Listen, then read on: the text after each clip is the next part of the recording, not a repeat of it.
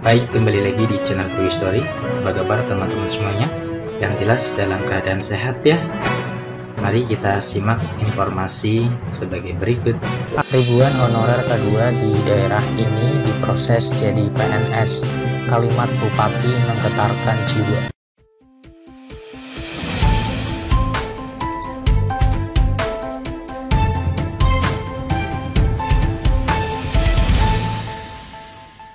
Baik, kembali lagi di channel Quick Story.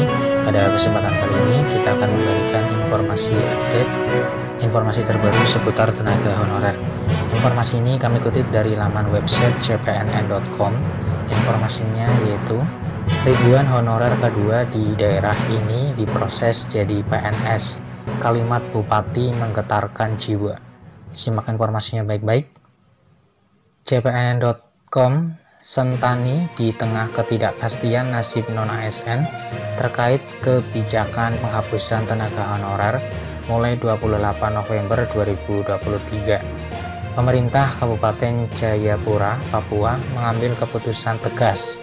Pejabat sementara atau PJS Bupati Jayapura Triwarno Purnomo menyatakan Pemkab memberikan perhatian terhadap para tenaga kerja kontrak atau honorer K2 kategori 2. Triwarno menegaskan para honorer K2 akan diproses untuk diangkat menjadi pegawai negeri sipil atau PNS di daerah tersebut.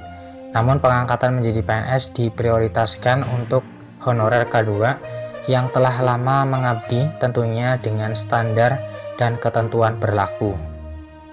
Bagi honorer K2 yang belum terakomodir, segera bertemu saya. Apalagi yang sudah lama mengabdi tetapi belum diangkat-angkat harus dibantu, kata Triwarno. Ditegaskan lamanya masa pengabdian para honorer K2 menjadi pertimbangan pemerintah untuk memproses mereka jadi PNS. Dia mengatakan para honorer K2 bukan pencari kerja, tetapi mereka sudah berbakti untuk negara selama bertahun-tahun. Saya apresiasi bagi tenaga honorer yang sudah lama mengabdi, meskipun dalam waktu yang tidak singkat menanti kepastian status, tetapi tetap setia mendedikasikan dirinya untuk negara di kabupaten ini, ujarnya. Triwarno menjelaskan honorer K2 terbagi dalam 3 kategori. Pertama, honorer K2 orang asli Papua OAP asal Kabupaten Jayapura sebanyak 60%. Kedua, honorer OAP selain dari Kabupaten Jayapura sebanyak 20%.